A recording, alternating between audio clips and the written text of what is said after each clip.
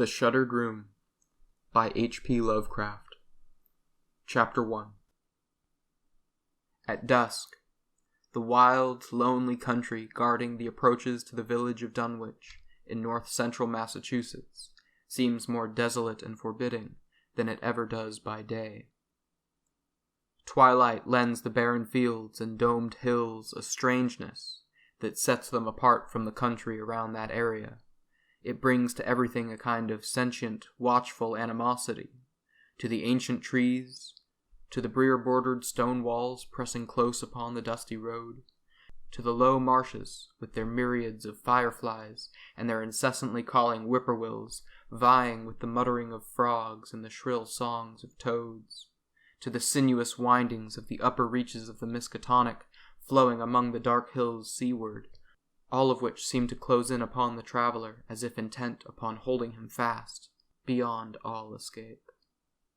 On his way to Dunwich, Abner Whateley felt all this again, as once in childhood he had felt it, and run screaming in terror to beg his mother to take him away from Dunwich and Grandfather Luther Whateley.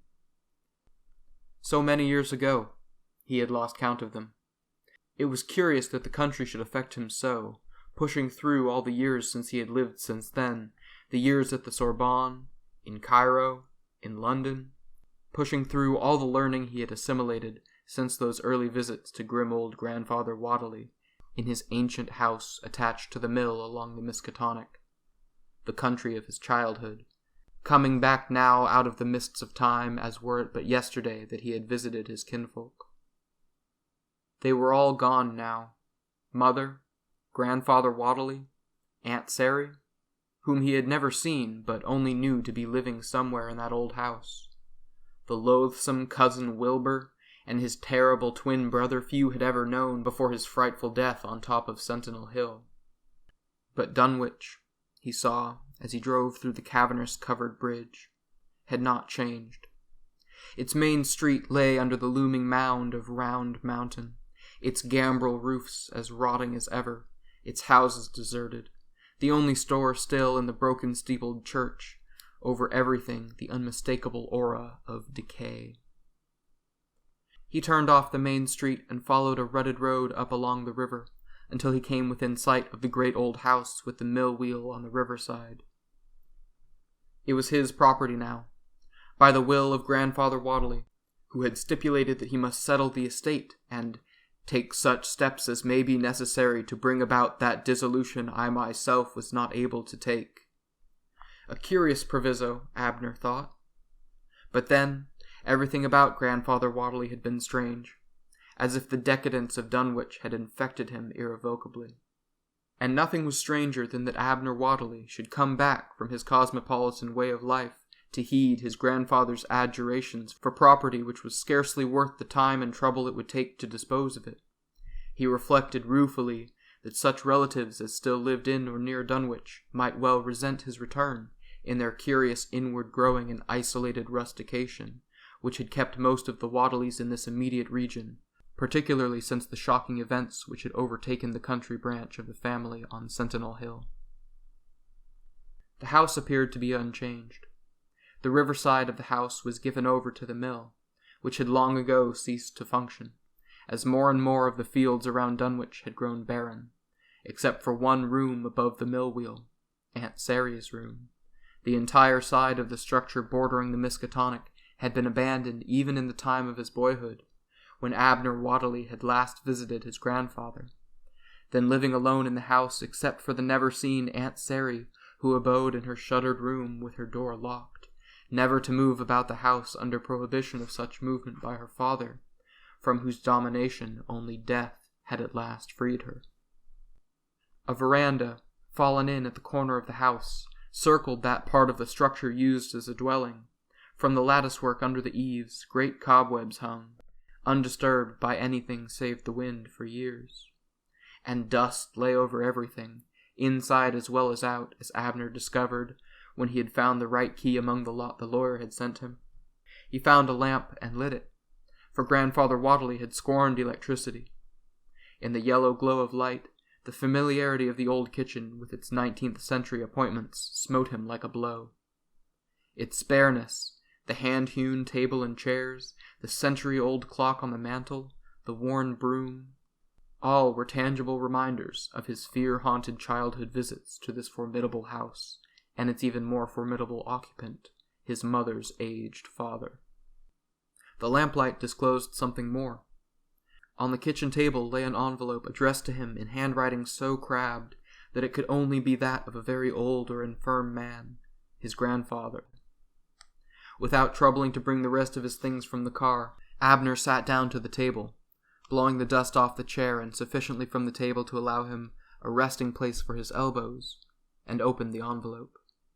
The spidery script leapt out at him.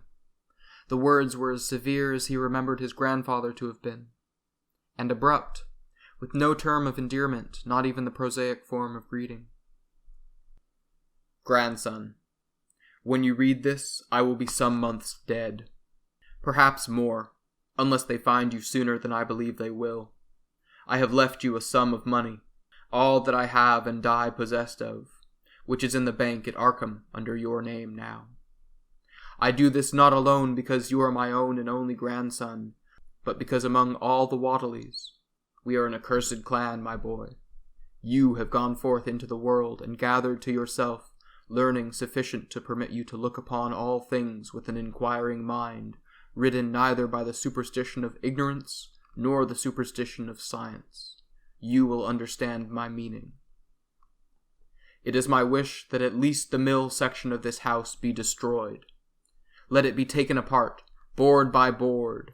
If anything in it lives, I adjure you solemnly to kill it, no matter how small it may be, no matter what form it may have, for if it seems to you human, it will beguile you, and endanger your life, and God knows how many others. Heed me in this. If I seem to have the sound of madness, pray recall that worse than madness has spawned among the Whateleys. I have stood free of it.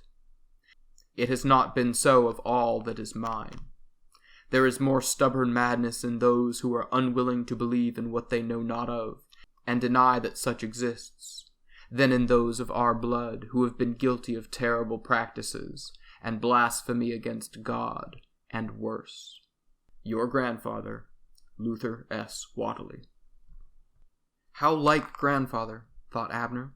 He remembered, spurred into memory by this enigmatic, self-righteous communication, how on one occasion, when his mother had mentioned her sister Sarah, and clapped her fingers across her mouth in dismay, he had run to his grandfather to ask, "Grandpa, where's Aunt Sary?" The old man had looked at him out of eyes that were basilisk and answered, "Boy, we do not speak of Sarah here." Aunt Sary had offended the old man in some dreadful way, dreadful at least to that firm disciplinarian, for from that time beyond even Abner Whateley's memory, his aunt had been only the name of a woman, who was his mother's oldest sister, and who was locked in the big room over the mill, and kept forever invisible within those walls, behind the shutters nailed to her windows.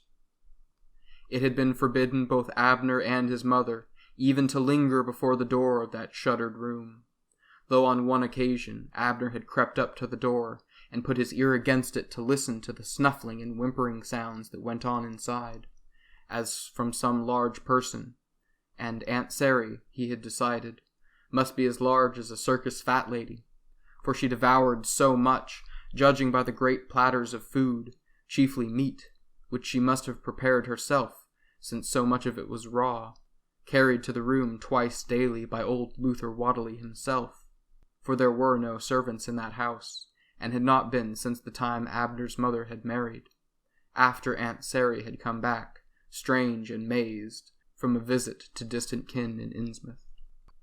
He refolded the letter and put it back into the envelope. He would think of its contents another day. His first need now was to make sure of a place to sleep. He went out and got his 2 remaining bags from the car and brought them to the kitchen. Then he picked up the lamp and went into the interior of the house.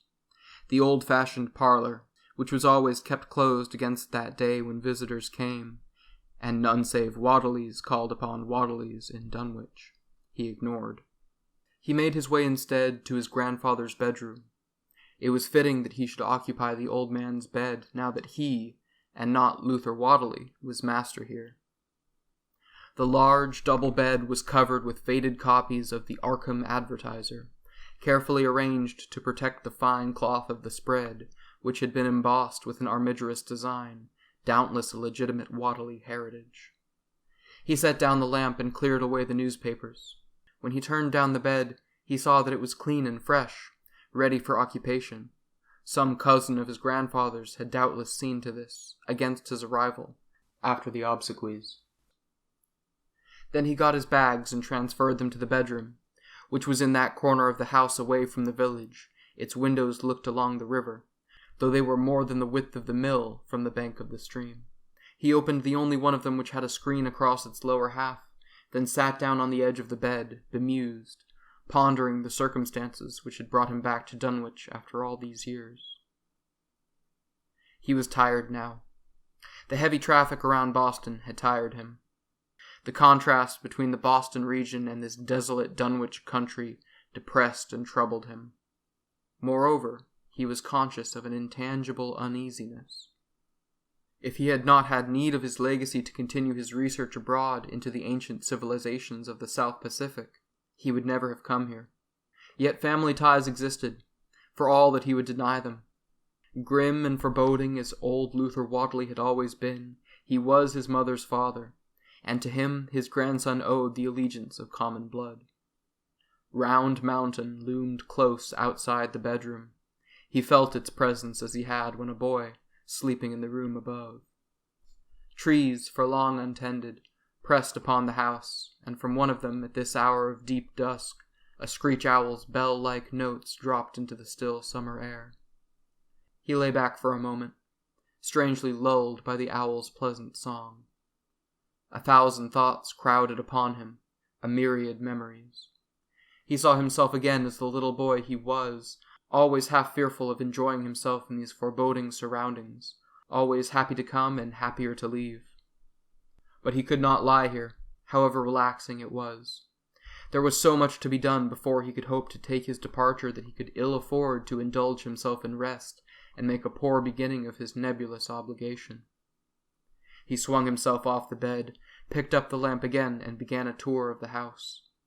He went from the bedroom to the dining room, which was situated between it and the kitchen, a room of stiff, uncomfortable furniture, also handmade, and from there across to the parlor, the door of which opened upon a world far closer in its furniture and decorations to the 18th century than to the 19th, and far removed from the 20th. The absence of dust testified to the tightness of the doors closing the room off from the rest of the house. He went up the open stairs to the floor above, from bedroom to bedroom, all dusty with faded curtains, and showing every sign of having remained unoccupied for many years even before old Luther Whateley died. Then he came to the passage, which led to the shuttered room, Aunt Sarah's hideaway, or prison. He could now never learn what it might have been, and, on impulse, he went down and stood before that forbidden door. No snuffling, no whimpering greeted him now. Nothing at all, as he stood before it, remembering, still caught in the spell of the prohibition laid upon him by his grandfather. But there was no longer any reason to remain under that adjuration. He pulled out the ring of keys and patiently tried one after another in the lock until he found the right one. He unlocked the door and pushed. It swung protestingly open. He held the lamp high. He had expected to find a lady's boudoir, but the shuttered room was startling in its condition. Bedding scattered about, pillows on the floor, the remains of food dried on a huge platter hidden behind a bureau. An odd, ichthic smell pervaded the room, rushing at him with such musty strength that he could hardly repress a gasp of disgust. The room was in shambles. Moreover, it wore the aspect of having been in such wild disorder for a long, long time. Abner put the lamp on a bureau drawn away from the wall, crossed to the window above the mill wheel, unlocked it, and raised it. He strove to open the shutters before he remembered that they had been nailed shut. Then he stood back, raised his foot, and kicked the shutters out to let a welcome blast of fresh, damp air into the room. He went around to the adjoining outer wall and broke away the shutters from the single window in that wall as well. It was not until he stood back to survey his work that he noticed he had broken a small corner out of the pane of the window above the mill wheel. His quick regret was as quickly repressed in the memory of his grandfather's insistence that the mill and this room above it be torn down or otherwise destroyed. What mattered a broken pane? He returned to take up the lamp again. As he did so, he gave the bureau a shove to push it back against the wall once more. At the same moment, he heard a small rustling sound along the baseboard and, looking down, caught sight of a long-legged frog or toad, he could not make out which, vanishing under the bureau. He was tempted to root the creature out, but he reflected that its presence could not matter. If it had existed in these locked quarters for so long on such cockroaches and other insects that it had managed to uncover, it merited being left alone. He went out of the room, locked the door again, and returned to the master bedroom downstairs. He felt, obscurely, that he had made a beginning, however trivial. He had scouted the ground, so to speak. And he was twice as tired for his brief look around as he had been before. Though the hour was not late, he decided to go to bed and get an early start in the morning. There was the old mill yet to be gone through. Perhaps some of the machinery could be sold, if any remained, and the mill wheel was now a curiosity, having continued to exist beyond its time. He stood for a few minutes on the veranda, marking with surprise the welling stridulation of the crickets and katydids, and the almost overwhelming choir of the whippoorwills and frogs, which rose on all sides to assault him with a deafening insistence of such proportion as to drown out all other sounds, even such as might have risen from Dunwich. He stood there until he could tolerate the voices of the night no longer. Then he retreated, locking the door, and made his way to the bedroom. He undressed and got into bed, but he did not sleep for almost an hour, bedeviled by the chorus of natural sounds outside the house, and from within himself by a rising confusion about what his grandfather had meant by the dissolution he himself had not been able to make. But at last he drifted into a troubled sleep.